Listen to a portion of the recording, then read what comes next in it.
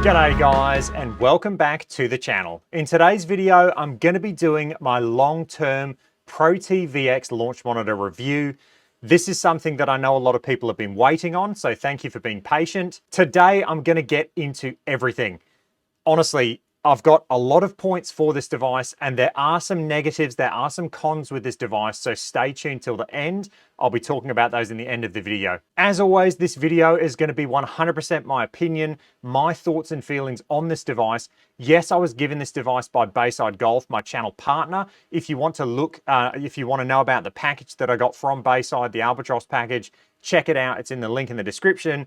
But Sam from Bayside has given me this device and he's given me free reign. He wants people to know about these devices, all these products. He wants people to know the honest, real reviews, the real opinion of these devices, because ultimately people are going to be buying these devices from him. So he doesn't want someone that's out there, you know, selling people these devices and giving them an unreal expectation of what these devices do. So that's the great thing about the partnership I have with Bayside, with Sam, is that he's given me this device and he's basically said, don't hold back, don't change your reviews, give your honest and open feedback, which is fantastic. Okay, so first off, let's just do another basic overview of this device. What is the Protee VX? It's an overhead launch monitor. It's an overhead launch monitor that uses two cameras on the device. It's a photometric device. It's not a radar device. There is no radar in this device. It's exclusively a photometric device that captures a lot of images at the point of impact to then give you accurate ball data and club data. The build quality is fantastic. As soon as you unbox this thing, it just feels and looks like a quality device. And also, it is one of the quickest devices I've ever used, from impact of the golf ball to seeing the shot go off in the virtual world. I mean, it is the quickest device I've used. And being a photometric based system, what that does indoors is it eliminates a lot of issues that radar units have. So for instance, if you've got a radar unit, they're very susceptible to interference from projectors, from, you know, fridges, from computer fans, from a lot of things in your environment.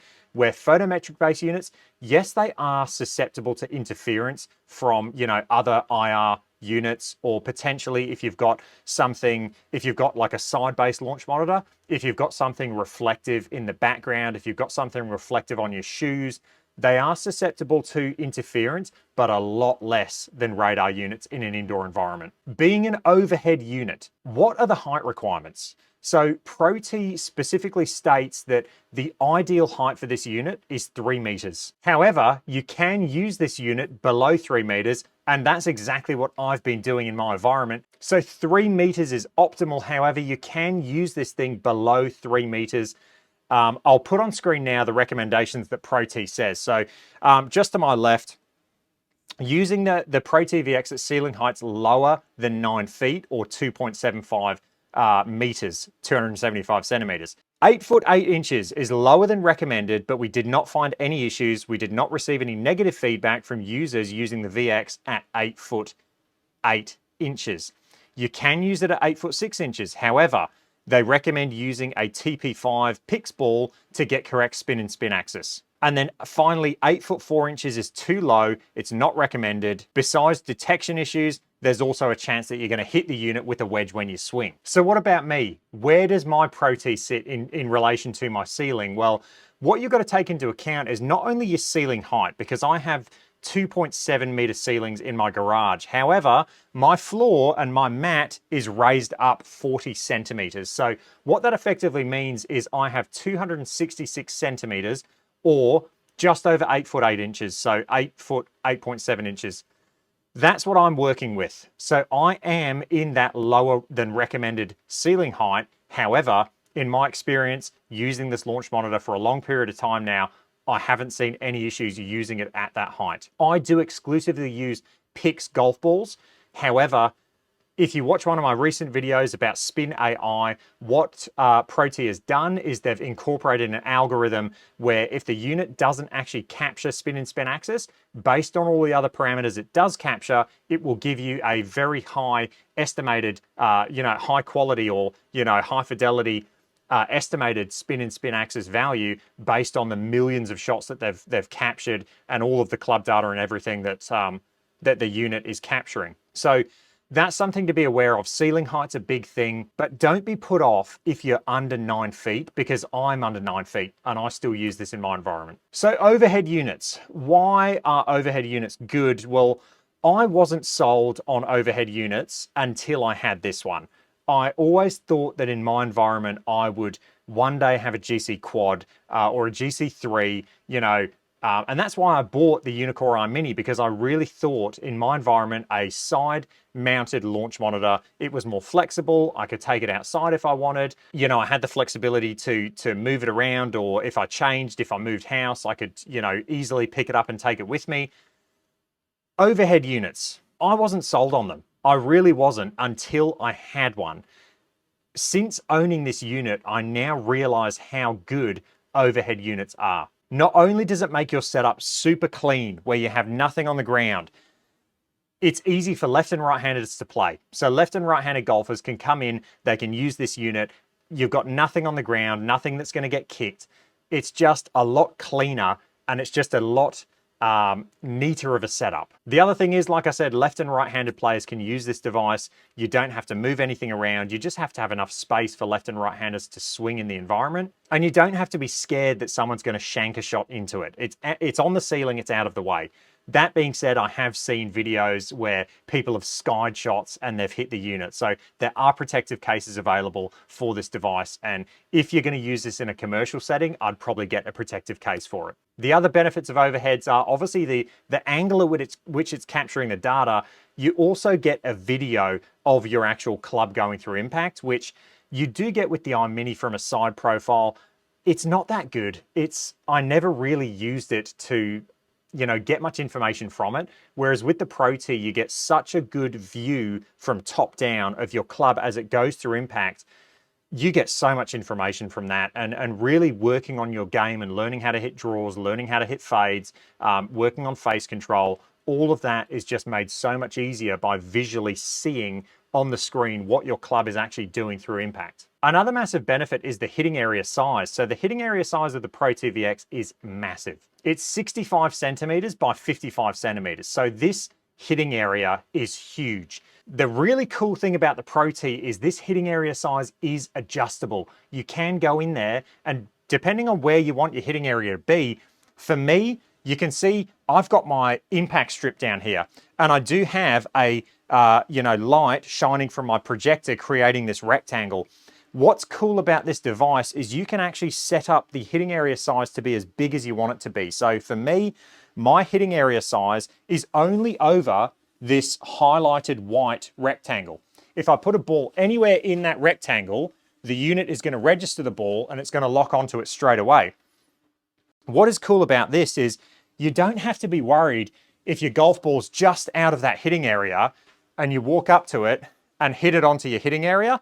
You don't have to be worried that the unit's going to actually register that as a shot in GS Pro or whatever simulation software you're using. So if you have a ball sitting off to the side and you hit it onto your mat, some units, if you don't adjust the size of the hitting area, they're going to register that as a shot. And so if you're playing in a tournament, it can get quite frustrating. So the adjustable hitting area does have a lot of functionality, and I absolutely love that about this device. Now, another thing to be aware of with this area is you're going to get ball and club data for both left and right-handed players. So anywhere in that area, you're going to get both ball and club data. There's some overheads in the market where you're going to get a massive area for your golf ball data. However, you're not going to get club data unless you put it in two specific locations. One of those locations for left-handed players, one of those locations for right-handed players. So you're only getting club data in specific locations. However, you're going to get ball data in, a massive location. That is not like the Protee. The Protee, you're going to get left and right-handed club and ball data from the same hitting area. So it's not as restrictive as some of the other overheads out there. Another really cool thing about club data is you don't need club stickers. So this device uses AI for all of the club data. You don't need to spend half an hour putting club stickers on and then taking them off if you're going to go play outside in a tournament, putting them on again. This unit does not require club stickers to give you accurate club data. How it does that is it uses AI. So it puts reference marks on the lower toe, the upper toe, lower heel, and the upper heel. And it will then use these reference marks as virtual stickers. So as your club goes through the hitting area, it's going to apply these virtual stickers to your club, and then it's going to be able to accurately get club data based on those stickers. This is huge because if you're going to use this device, at home, or you're going to use it in a commercial setting, club stickers are going to become the bane of your existence. Like I said, you're not going to be able to have club stickers on your club if you go play outside in tournaments. It's illegal. So that means you have to remove the stickers every time you go play outside and then put them back on if you want club data inside. With the Protee, because it's using AI, you're not going to have this problem. What that also means is in a commercial setting, you're now going to get people who are going to go in there for their session and they can actually just hit golf balls. They don't have to worry about, putting stickers on and getting club data. They can just hit and get accurate club data straight off the bat. Let's talk about data now. What data are you actually getting from this device? It is very extensive. Let me show you. Okay. You can see a nice toed wedge shot there. So what data do you actually get with this device? You're going to get all of your standard ball data metrics. So ball speed, horizontal launch angle, vertical launch angle, spin, and spin axis. So that's total spin and also spin axis. It also gives you side spin, which isn't really a metric, but it does give you side spin because people like to view spin as side spin. So you get side spin and back spin as well. What about club data though? You're getting club speed, swing path, you're getting face angle at impact and face to path. You're also going to get attack angle, and then you're going to get two really cool ones that you don't see a lot. You're getting dynamic loft and also dynamic lie. Now, the reason that is a driver is because I am connected to GS Pro, and GS Pro is reporting that as a driver. So what I'll do real quick, I'll just head to the GS Pro driving range and I'll just hit another wedge shot, just so then you guys can see the actual iron, because I want to show impact location as well. Cool, so there's another shot. That one was with a sand wedge this time. The other one was with a gap wedge. So as you can see there, you get your club data. You're getting all that accurate information: club speed, swing path, face angle, face to path, dynamic loft, dynamic lie, which is really cool. Now, the other things you're getting are all your, calculated metrics based on the information you're getting. So things like smash factor. You're going to get your carry in the labs virtual world. You're going to get apex, descent angle, apex time, air time, total distance. All of these data points are estimated via the software. So each software is going to have its own algorithm that's basically going to tell it, based on these metrics, this is what the carry distance should be. This is what the apex should be. So whenever you use different softwares, like if I was using GS Pro, for instance, it would have its own algorithm as to what carry distance would be. When you're looking at a launch monitor, when you're looking at accuracy, you want to look at the raw metrics. What do I mean by raw metrics? I mean ball speed, launch angle, launch direction, total spin, spin axis. Those are the 5 ball data points that are sent to GS Pro that then the GS Pro algorithm is going to take and determine its own carry distance, its own apex, its own descent angle, all of those things. So you want to be focused on the raw metrics. So based on those raw metrics, is the Protee VX accurate? In my opinion, absolutely. In all the testing I've done, the Protee VX is just as accurate as a GC3, and I trust it with the metrics. So that's ball metrics. When we're looking at accuracy of a launch monitor, we're talking about ball data accuracy and club data accuracy. Ball data accuracy is an easy one because you can just compare the unit to a known standard like the GC3, and you can say, based on my comparison with this known launch monitor, is this one accurate? Yes, it's accurate. It's within, a mile an hour ball speed. It's within, a degree launch angle. It's within 100 or 200 RPM of spin. This launch monitor is very accurate. What about club data though? Club data is where, look, club data can get very confusing. Let me go back to the main screen. So club data can get very confusing, and there's a reason for this. Based on the launch monitor, based on when a launch monitor is capturing club data and where the launch monitor is capturing the data from, varies between units. And because of that, club data is going to be different on every single unit that you test. So let me give you more of an example. So let's get driver, for instance, because this is a club that club data is going to vary wildly depending on which launch monitor you use. So if you're going to use TrackMan, for instance, TrackMan captures club data from the geometric center of the club head at the moment of impact. So at the moment of impact, it's going to take the club data from the geometric center of the club head. So what that means is you've essentially got the unit measuring the data from somewhere, in the middle to back of the club head. It's going to vary wildly from something that, like a GC quad, for instance, that's going to place stickers on the club and then create a plane, and it's going to be taking its data from the club face at the moment of impact. So both launch monitors are taking the measurement from a different place on the club, and how that club moves through time and space is going to be very different. So club data for me, when I talk about accuracy of club data, is this launch monitor accurate within its own parameters? And what do I mean by that? Is this launch monitor repeatable? Am I seeing the same numbers every single time? So for instance, that shot there, I just had a -9 attack angle. If I hit 50 of those shots, I'm a pretty decent golfer. Is that number going to be the same or there or thereabouts for those 50 shots? That's what I'm more focused on. Is this launch monitor consistent with the club data that it actually reports? I'm happy to say for me, absolutely yes. I do trust the club data that I get from this device. I think it's fantastic. And I think what I love as well is, even if you get some club data that looks a little bit off or you're not 100% sure about, you do get the video so you can visually see how your club has moved through time and space, and you can visually see, is it representative of what I've seen in the data? So for instance, this one is saying I came a little bit outside to in, and then it's saying my face angle was closed at impact. If we look at the video, you can see my club head moving from the outside across the ball. I've hit it out the toe, and you can see there the line that it's created for the face at impact. And so you've got to say, yes, that to me is accurate. It's come slightly from the outside with a closed face. I've hit it off the toe, so the golf ball is essentially going to make the club head rip open, and so the golf ball is going to start, more down the line than if I hit it out the center of the club. So for me, this shot, everything reported, you can see the club head open there. That's gear effect.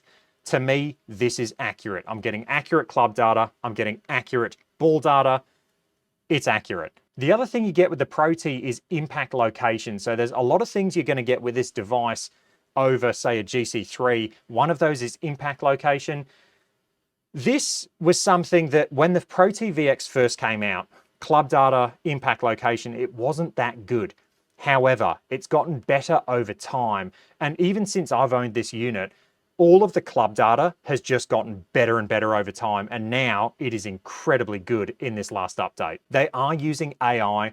It's something that I don't think any other launch monitor used before Protee. I think Protee was the first to have an AI do this club data. I think other launch monitors implement it now, but they never used to. And I've got to say, for me, the data accuracy I'm seeing with the club data as well as the ball data, it's fantastic. Ball data has always been fantastic for me. Club data was a bit iffy. I'm happy to say club data now is I mean, look, yes, there are some misreads with dynamic lie every once in a while. I think that's a hard metric for them to get, and I think they're continually working on it. But for me, club data is accurate. Being an AI model, what you've got to learn as well is that Protee, if it hasn't got a model for your club, then the club data can be inaccurate.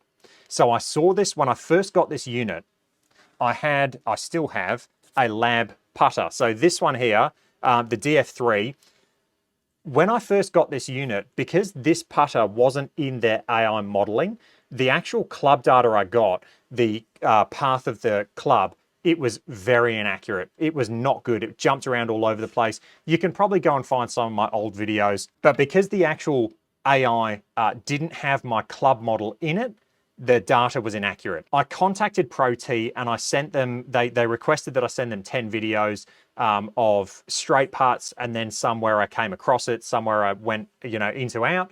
I sent them that information, and then they incorporated the DF3 into the AI model, and the AI model learnt the club head, learnt where the face was, and now I get accurate information with my putter. So this is an ever evolving thing. It's using AI, it's continually improving. The more shots that you hit, the better it's going to get. Now, that's not to say club data is accurate for everybody. I do have a friend who I do trust. He's a good golfer. He's used a lot of different launch monitors, and for him, his attack angle with driver was incorrect. It was saying 4 down, like 4 down, 3 down, 4 down, 3 down.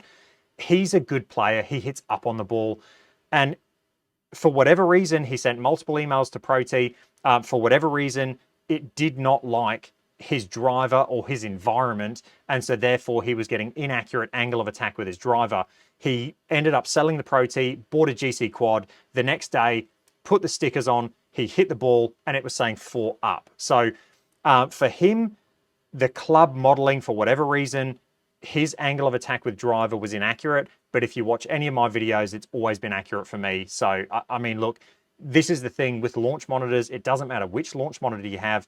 In different environments, they can sometimes just not get things right. Let's talk real quick about ball data accuracy. So ball data accuracy for me is incredibly accurate, but one of the big things you need to know about the Protee is it does not dimple track. What does that mean? So this unit, it needs to have a logo or something on the actual golf ball to lock onto to then correctly get spin and spin axis. So it's not like the GC3, it's not like the Unicore Mini that lock onto the actual dimples on the golf ball, and then it'll lock onto these dimples, put reference points on them, and then track those dimples. The Protee doesn't do that. It can't do that.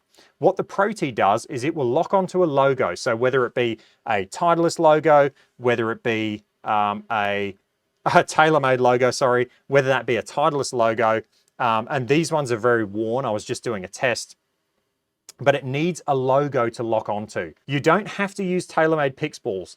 I've done tests where I use a normal golf ball that's relatively new, that has actual, names and logos on the golf ball. It locks onto it and gives spin and spin axis correctly. But the one thing I want to stress is this unit does not dimple track. So you need a logo on your golf ball to get correct, calculated spin and spin axis.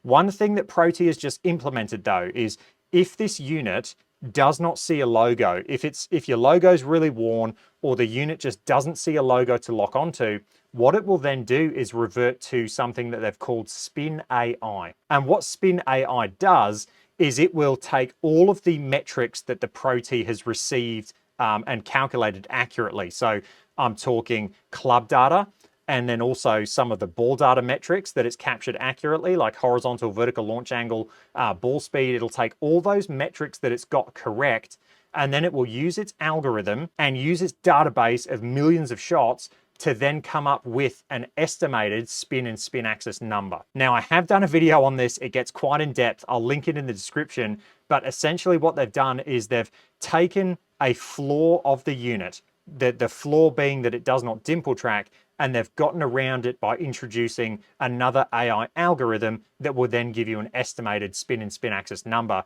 And to be honest, the estimated values are very good, to the point where I couldn't really tell if it was estimated or if it was calculated. And that brings me to my next point. I'd love to see Protee, if it does miss the spin and spin axis, I'd love to see in the software the numbers just go italicized or something to look different, to then let the user know that, hey, we didn't capture that, and that was actually estimated using our Spin AI. So that's one of the big flaws with this unit, is it doesn't dimple track. Is it a big deal? To be honest, no. I don't think you're going to notice.